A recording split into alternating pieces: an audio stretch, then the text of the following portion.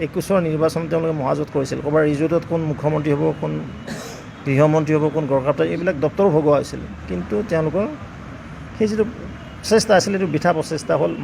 মহাজোঁটত পৰিণত হ'ল, মহাজোঁট ভাঙি গ'ল, আকৌ লগ লাগিব বিচাৰিছে, আকৌ ভাঙিব।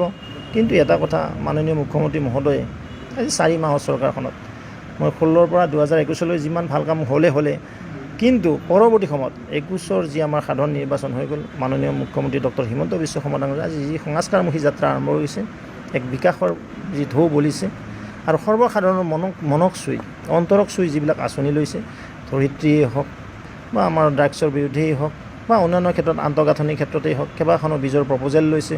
তাৰ উপৰি পুলিচ প্ৰশাসনত যিটো সংস্কাৰ আনিছে, সাধাৰণ প্ৰশাসনত যিটো সংস্কাৰ আছে, এই সংস্কাৰে সৰ্বসাধাৰণ ৰাইজক টাচ কৰি গৈছে। মই আজি এজন ব্যক্তি পাইছোঁ, তেখেতে কৈছে যে মোৰ মা দেউতাৰ ডেথ চাৰ্টিফিকেটখন মই অনলাইনতে পাই গ'লোঁ। তো তাতপৰ কি লাগে আমাক যে এনেকুৱা চৰকাৰ, এইখন চৰকাৰ বা মাননীয় মুখ্যমন্ত্ৰী বলিষ্ঠ নেতৃত্ব দিবলৈ সক্ষম হৈছে।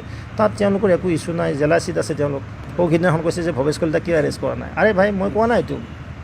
মই কৈছোঁ যেতিয়া 200 টকা হ'ব, হয়তো চৰকাৰৰ পৰা আমি পাৰ্মিশ্যন ল'ব লাগিব, তেতিয়া কিন্তু আমি 3 শ্ৰেণীকীয়া বাইকো ওলাব লাগিব, উদ্ভাৱনী শক্তি কৰিব লাগিব। যে আমি কৈছোঁ চ'লাৰত আমি গাড়ী চলাব লাগিব, আমি বায়ু ডিজেল কৰিব লাগিব, যে বিভিন্ন পদ্ধতিত যাব লাগিব।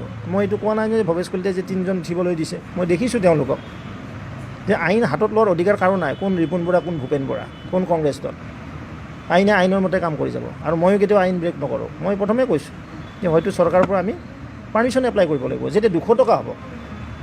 কিন্তু এতিয়া কোৱা নাই নহয় তেওঁলোকক। পেট্ৰল ডিজেল জাতীয় যিটো সামগ্ৰী কয়, এইটো হ'ল ক্ৰুড অইল যিটো কয়, এইটো বেৰেলৰ কথা। এইটো হ'ল আন্তঃৰাষ্ট্ৰীয় মাধ্যম। ইয়াত আমাৰ ভাৰত চৰকাৰ বা অসম চৰকাৰৰ কোনো ৰোল নাথাকে। যেতিয়া ইণ্টাৰনেশ্যনেলত যেতিয়া আমাৰ বেৰেলৰ দাম কমি যাব, অট'মেটিক ইণ্ডিয়াতো কমে, অসমতো কমে। আৰু ইতিমধ্যে অসম চৰকাৰে 5 টকা আমাৰ যিটো ছাবচিডি আছিল সেইটো এৰাই দিছে, অলৰেডি ৰেহাই দিছে। তাৰপিছতো তেওঁলোকে নাটক কৰি থাকিলে নহ'ব নহয়। তেওঁলোকৰ দিনতো বৃদ্ধি হৈছিল। আমি দিনো কোনো গৰু গাড়ী, ম'হৰ গাড়ী লৈ আমি যাত্ৰা আৰম্ভ কৰা নাছিলোঁ। আৰু নিৰ্বাচন সময়ত কিয় আগত ক'ত শুই আছিল তেওঁলোকে? যে দেখিছে যে নিৰ্বাচন আহিছে, কিবা অলপ কৰোঁ, কিন্তু এইবিলাক বানচাল হ'ব, নিষ্ফল হ'ব আৰু বৃথা প্ৰচেষ্টা হ'ব।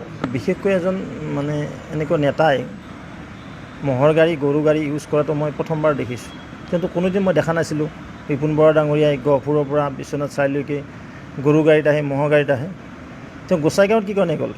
যে এটা নিৰ্বাচনী ইছ্যু, এটা নাটক কৰিবলৈ গৈছে।